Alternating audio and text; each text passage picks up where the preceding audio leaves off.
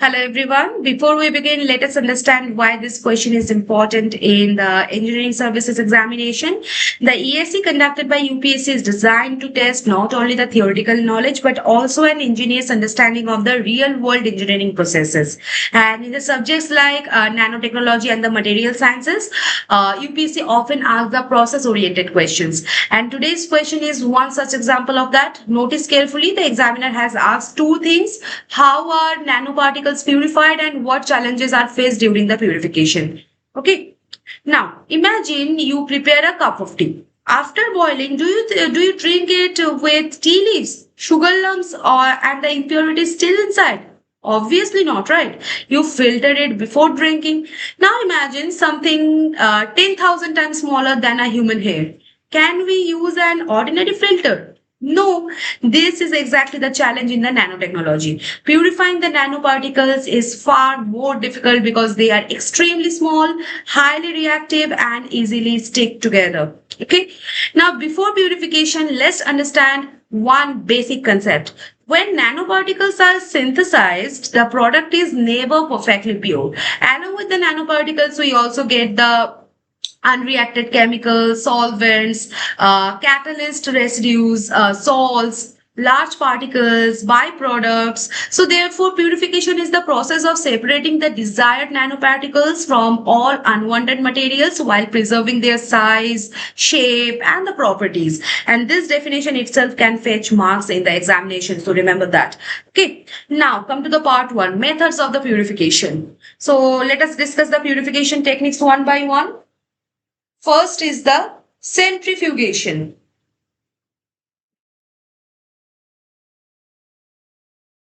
This is the most commonly used method, and the principle is like the nanoparticles suspension is rotated at very high speed due to the centrifugal force, and heavier particles settle faster while the lighter impurities remain suspended and the unwanted liquid is removed and purified nanoparticles are collected. Okay, and the applications are like metal nanoparticles, oxide nanoparticles, quantum dots. Okay.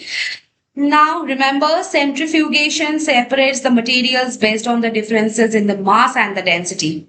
Okay. Now, second is the filtration and membrane filtration.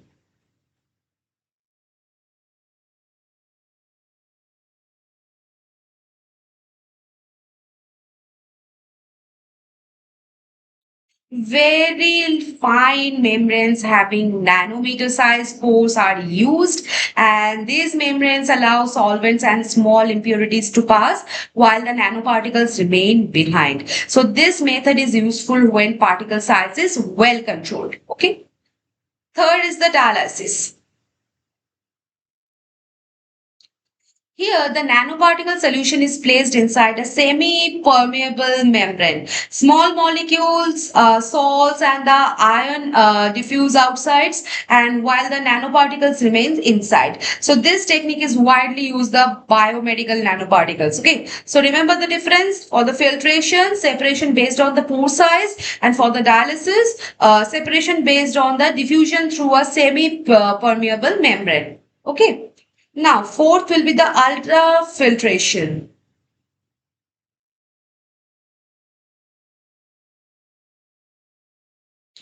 Pressure is applied across the membrane and the membrane separates the nanoparticles from the dissolved impurities, and this technique is faster than dialysis. Okay. Now, fifth, that is the magnetic separation.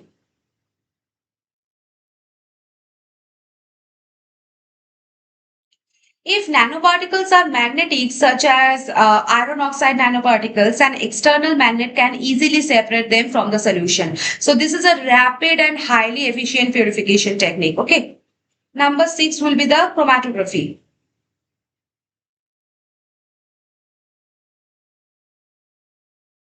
Sometimes nanoparticles differ in size, surface charge, chemical properties, and chromatographic techniques separate them based on these differences. So this method is mainly used for the research and the high purity applications. Okay. Now, can we simply heat the nanoparticles to purify them? The answer is generally no. Why? Because nanoparticles have an extremely high surface area to volume ratio. Heating may change their size, shape, crystal structure, and even their properties. So thus purification must be done very carefully. Okay. Now come to the challenges during the purification. Okay. First will be the agglomeration. Okay, like nanoparticles tend to stick together because of their high surface energy, and instead of remaining as individual particles, they form the largest clusters. So this reduces their unique nanoscale properties. Okay. Second will be like the difficult size separation. Nanoparticles differ only by a few nanometers, and separating particles of 20 nanometer from a 25 nanometer is extremely challenging. Third point will be like the material loss during repeated washing, filtration, or the centrifugation. Some nanoparticles are lost, reducing the final yield. Okay. Fourth will be surface modification. Strong chemicals or improper purification may alter the nanoparticle surface, and this changes their catalytic activity, optical behavior, electrical properties, making them unstable for the intent application. Okay. Fifth point will be the contamination. During handling, new impurities may enter from the containers, chemicals, laboratory instruments, reducing the product purity. Okay. And the sixth point will be like the high cost and scale up issues. Advanced purification techniques require the sophisticated equipment, skilled operators, significant energy, and the methods that work in a laboratory may become expensive and difficult to implement on an industrial scale. Okay, so these are the main points for this question. I hope all these points are now clear to you. So see you in the next session with a new question of the Engineering Services, Electronics and Telecommunication Engineering Paper I 2026 examination. Till then, bye-bye.